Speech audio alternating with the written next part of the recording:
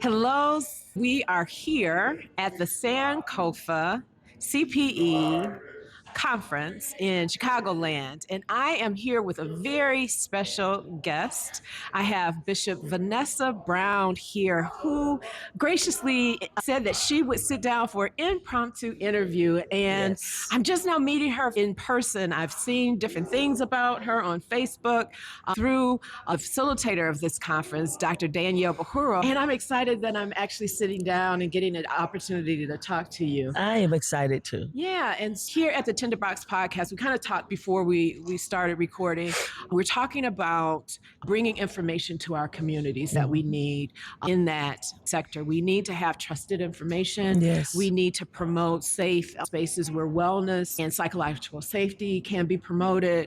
We were talking about seeing the church space as a new era of reconstruction, Yes. reviving mutual aid and mutual aid society. That's right. Because we are anchored in, we have responsibility for the places where our churches That's right. are planted Yes. to care for that community. One of my professors used to always talk about the mile radius around That's where right. that church is anchored. That's That is right. really where your ministry is focused at. And so my question to persons who are coming to the Sankofa conference Yes. is, in coming to this space, this has never been anything like it. This is the inaugural, right? What are you coming seeking in this space? And what do you hope to take back to that space where you have that influence? That's a great question. First of all, thank you for your invitation and congratulations on the Tinderbox podcast. I am excited for you. Thank you. I am looking to take back information, but more than information, I want to take back practice, Okay. right? Yeah. What do we do? What is the plan of action, Yeah. right? And the reason why I'm saying that is because the political climate that we're in right now, it dictates that we need a plan of action. Yeah. It dictates the fact that people are on the edge. Yeah. Matter of fact, people have fallen off the edge. They It's have. not just on it, they're off it. Yeah. People are spastic. I've seen it. I've witnessed it. We know that people are on edge. We see it in the news, even in our churches. Yeah. Right. And so, what's the plan of action?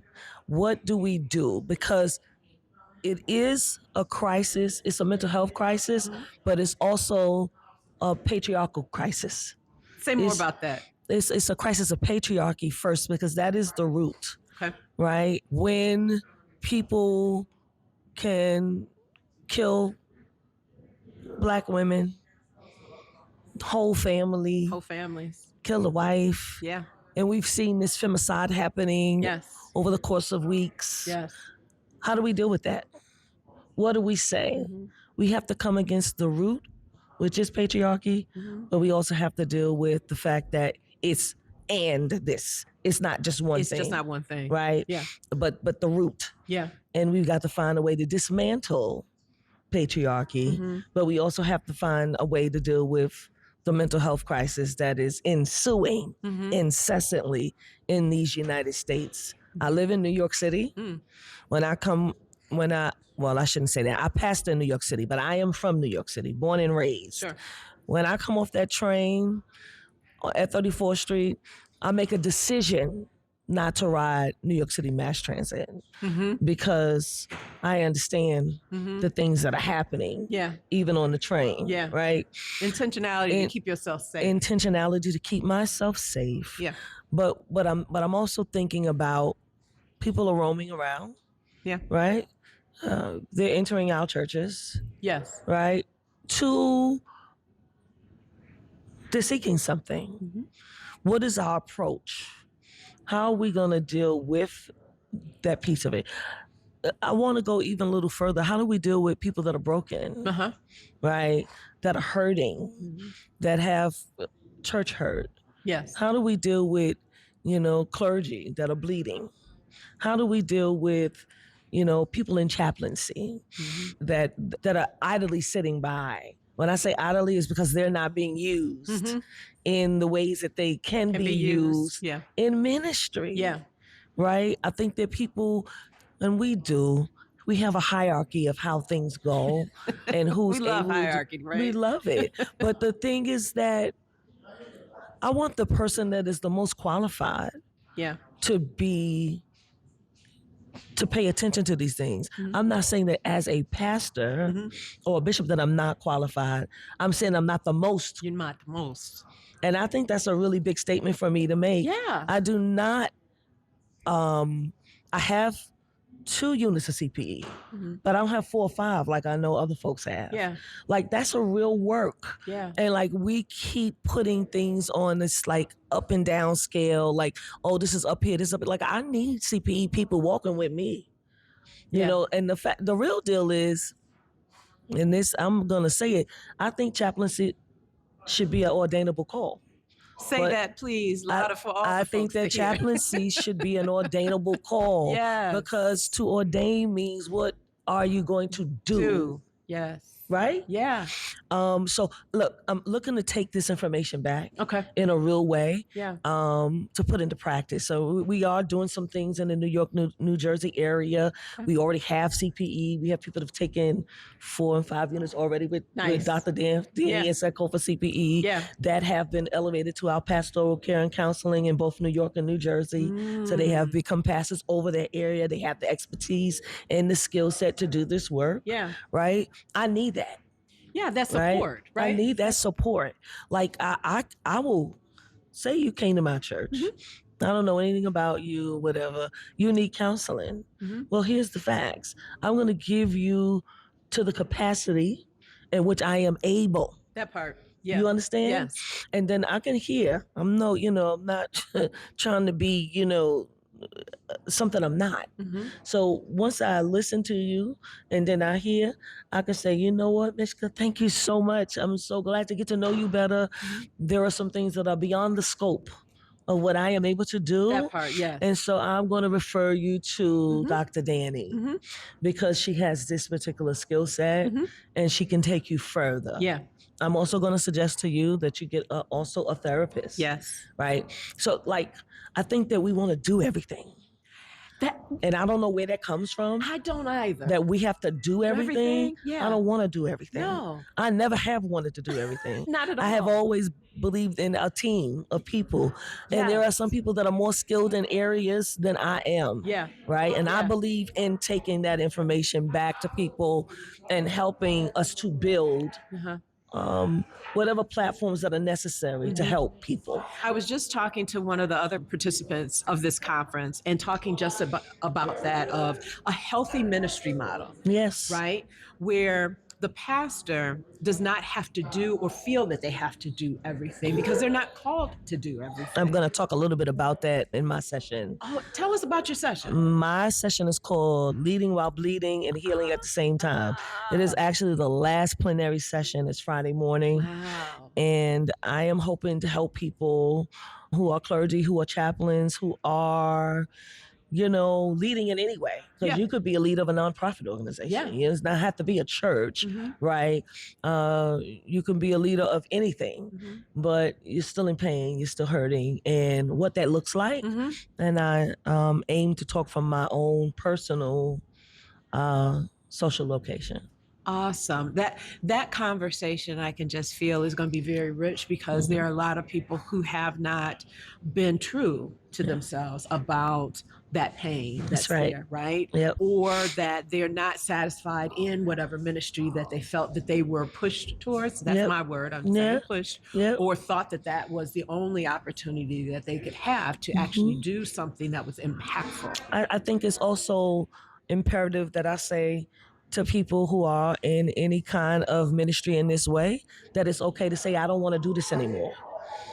It's okay. Permission to say you yes. have permission to stop. Yeah. Right? It doesn't mean that you are not called. That's right. It means that you have permission to stop. Yeah. And maybe it's going to be something else that you decide that you're going to do. Yeah. But it's just not going to be this right now. Yeah. And I think that we have to die in the pulpit.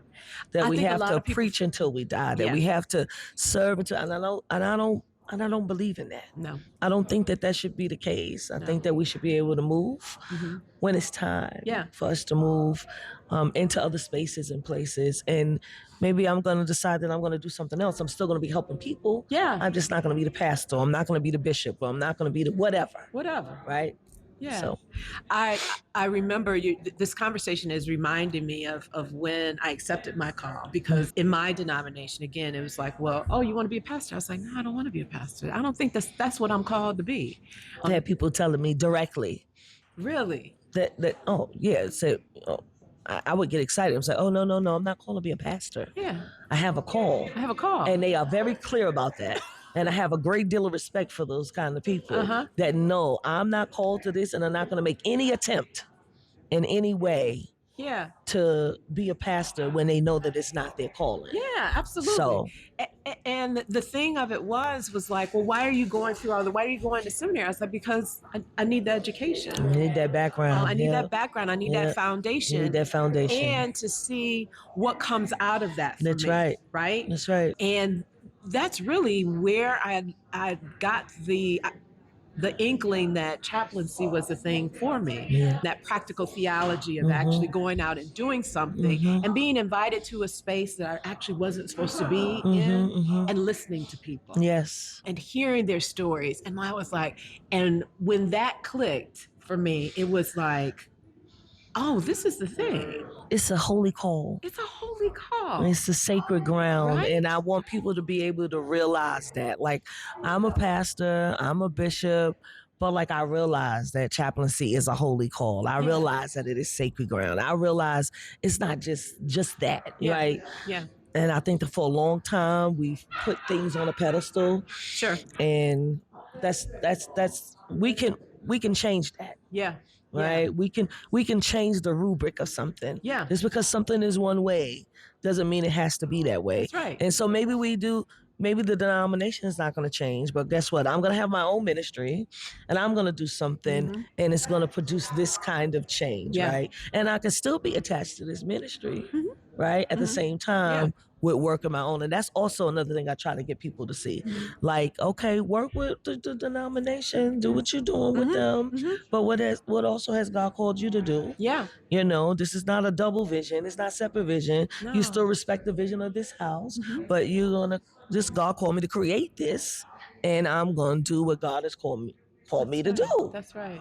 Yeah, I'm going to be obedient to that. I'm going to be obedient to that. Because your ministry should not feel like drudgery. No, it should not. It should be joyful. It should be joyful. Right?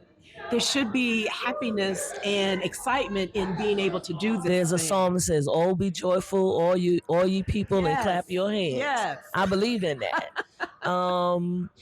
But so you bring me back to this point. Yeah. When you say it shouldn't be drudgery. There are people in drudgery. Yeah. In ministry. Yeah. They are sad. They are broken.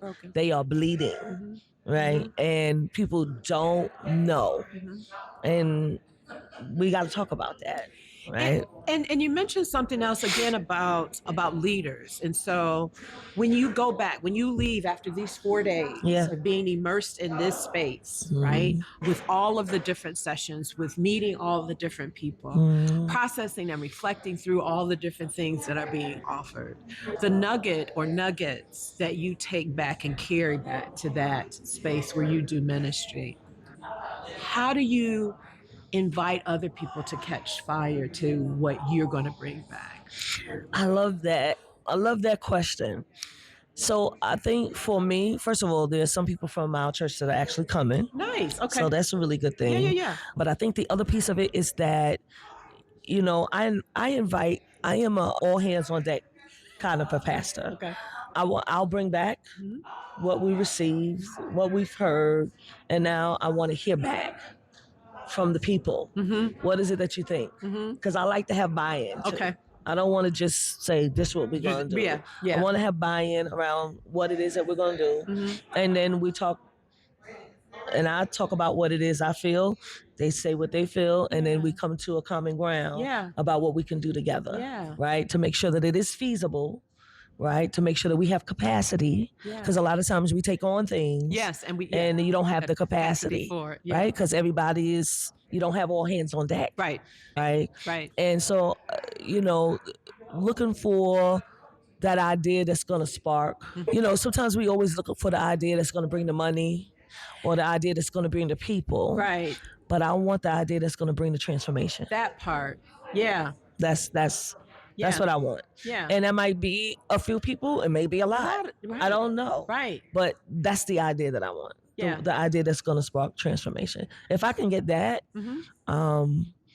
then I can be okay. We can be okay. Yeah, because if we're always constantly chasing the bag, that may not be the draw for the people, and that may be the wrong impetus for whatever. It's whatever absolutely it is. the wrong impetus. Yeah. So, yeah, you know what I mean. I'm just looking to see how we can help people because people need help. Clergy need help. Yeah. Chaplains need help. Yeah. Pastors need help. Bishops need help. Everybody the prophet needs help. Right. I don't care. Right. Everybody needs help. Everybody needs help. Yeah. People need somebody to talk to. But you said something earlier. People need somebody to listen to them. Yes. And there's an art to listening. Yes, there is. There's a gift to listening. And just because you're a pastor don't make you a good listener. It does not. Just because you're a bishop don't make you a good listener. It does not. Right? Yeah. You have to be trained to listen. And I am grateful for the trained folks that listen to me. That listen to me. I know that everybody can't hear me. Yeah. But the people when I was going through crisis in my life, it was people that listened to me. Yeah. They wasn't listening for what's the answer, Bishop. You know, they were listening to hear me and to hear my heart on whatever the situation was. Yeah. And I think that's a gift to be able to give to people. And I'm grateful for that. That's awesome because you can't journey with people if you don't listen to where they're going. And unfortunately, I'm going to say this, a lot of pastors and bishops and apostles don't really have the gift to listen. Yeah. They don't know what it is to listen. Yeah. And if you know that you have this thing that you don't really listen well, you got to get people that listen well. Yeah. Right? Yeah. Because you got to be able to listen beyond what is being said. Yes. There's words and then there's the words that aren't being used. That's correct. And the spaces between and that words. Takes discernment, which can be cultivated. It can be. Right? Yes. It can be, right? Some people have discernment right off the rip, boom, they run it. Yeah. But other people, you know, it can be cultivated. But, you know, there's some intentionality. Right? Yes. There's some intentionality. Yes. And we've got to be intentional. You said this is a reformation. If this is going to be a reformation, then even us as bishops, even us as pastors, apostles, whatever your title is, we have to want to change. Yes. We have to want to be reformed. Yes. Reformed. That's the whole word, right? Reformed, absolutely. And that listening, that not even just the spaces and the words, but the tone. That's right. Right? It's important. All the nonverbals that come along with it. That you are attentive to all of those different things and don't come into that space with an agenda. So I can tell that you are trained. It's easy to sit here and talk to you.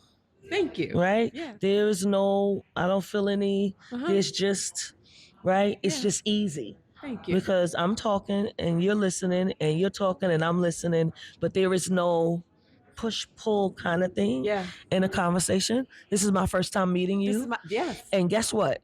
That's the way it's supposed to be. It's supposed to be this way. It's supposed to be this way. Yeah. Right? I shouldn't, I talk to you and I don't have a wall. Right. I don't feel like I need to protect myself. I don't feel like I need to be defensive. Yeah. And I don't know you. Right. I literally just met you just before we started this. That's right. Right. That's right. But that is the way it should be. Yeah. Everyone deserves to be heard and valued and seen and loved and cared for. Yes. And I want to take that back. Yes. I want to take that back. And model it in front of people. And I want to model it. Absolutely. Right? I want to do my best.